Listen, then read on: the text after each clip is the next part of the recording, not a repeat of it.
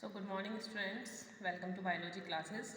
So today we are going to start heterotrophic nutrition, but some student suggested me that ma'am please explain in Hindi. So today I will try to explain in Hindi. Okay.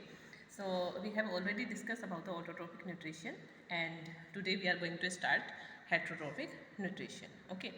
So firstly हमें ये जानना होगा कि heterotrophic nutrition at least होता क्या है. ठीक है, तो heterotrophic nutrition is derived from two words hetero plus trophic. It means dependent on other for food. Okay, so heterotrophic nutrition इस तरीके का न्यूट्रिशन होता है जिसमें किसी भी ऑर्गेनिज्म को डिपेंड रहना होता है किसी भी अदर सब्सटेंसेस पे या अदर ऑर्गेनिज्म पे. ठीक है, तो उसको बोलते हैं हम हेट्रोट्रोपिक न्यूट्रिशन. ओके, सो अब हम डेफिनेशन बनाएंगे. Heterotrophic nutrition is that kind of nutrition in which the organism depends on other for food. Okay, so like plants or animal, this is heterotrophic nutrition. So next topic is types of heterotrophic nutrition. There are three types of heterotrophic nutrition. The first one is saprophytic nutrition, second one is parasitic nutrition, and third one is holozoic nutrition.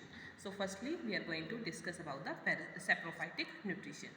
So beta saprophytic nutrition को हम derive करेंगे, पहले split करेंगे. तो saprophytes, सेप्रो means rotten.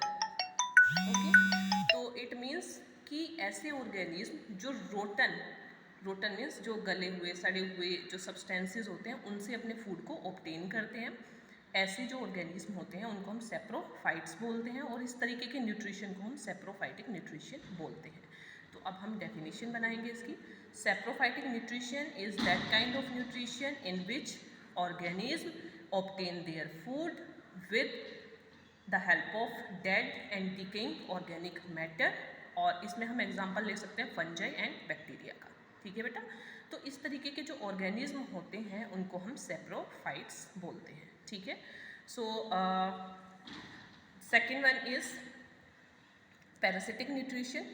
Okay, so parasitic nutrition and saprophytic nutrition are similar but dissimilar in one thing that in saprophytic nutrition में क्या हो रहा था कि वो dead and decaying organic matter से अपने फूड को ऑब्टेन कर रहे थे.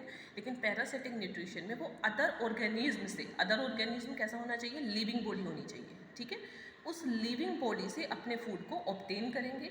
इस तरीके के न्यूट्रिशन को हम पैरासिटिक न्यूट्रिशन कहते हैं. ठीक है, तो अब हम डेफिनेशन की बात करते हैं.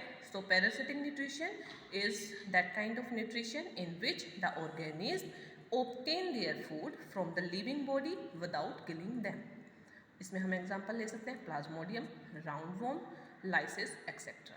ओके, सो मैंने आपको एक डिफरेंस बताया. क्या बताया है कि पैरासिटिक न्यूट्रिशन और सेप्रोफाइटिक न्यूट्रिशन दोनों में ही ऑर्गेनिज्म जो है वो दूसरे के ऊपर डिपेंड है. बट डिफरेंस क्या है कि सेप्रोफाइटिक न्यूट्रिशन में जो ऑर्गेनिज्म फूड को ऑब्टेन कर रहा है वो कहाँ से कर रहा है, वो कर रहा है dead and decaying organic matter से. लेकिन पैरासिटिक न्यूट्रिशन में वो ऑब्टेन कर रहा है दूसरे से फूड को, लेकिन किससे कर रहा है, लिविंग बॉडी से.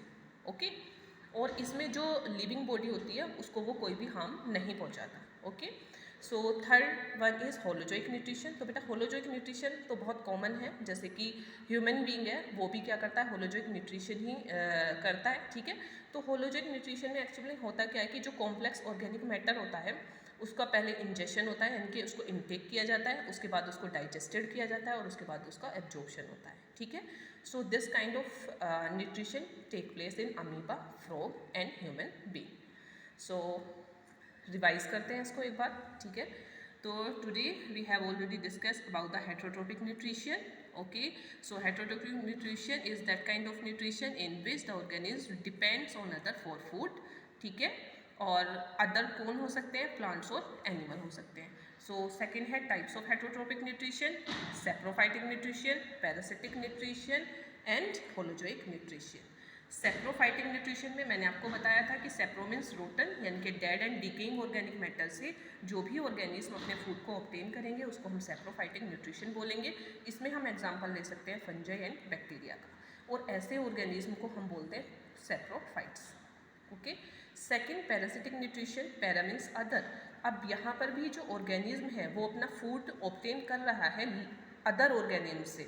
लेकिन अदर ऑर्गेनिज्म होगा कैसा, वो लिविंग बॉडी होगी और उस लिविंग बॉडी को कोई भी हार्म नहीं होता है। एग्जाम्पल इसके हम ले सकते हैं Plasmodium, round form, lysis. And third one is holozoic nutrition. तो होलोजोइक न्यूट्रिशन मोस्टली ह्यूमन में, फ्रॉग में और अमीबा में मिलता है। तो इसमें क्या होता है कि जो कॉम्प्लेक्स फूड होता है उसको हमें सिंपलर वंस में कन्वर्ट करना होता है और इसमें कुछ प्रोसेस होती हैं, स्टेप्स होते हैं कौन कौन से, कि फर्स्ट इसमें हम इंजेक्शन करते हैं, इंजेक्शन के बाद डाइजेशन होता है और डाइजेशन के बाद एब्जॉर्प्शन किया जाता है। तो इसमें हम एग्जांपल लेते हैं amoeba, frog and human being का। So thank you students. So our next topic will be digestion in human. So after that please watch this video. Thank you.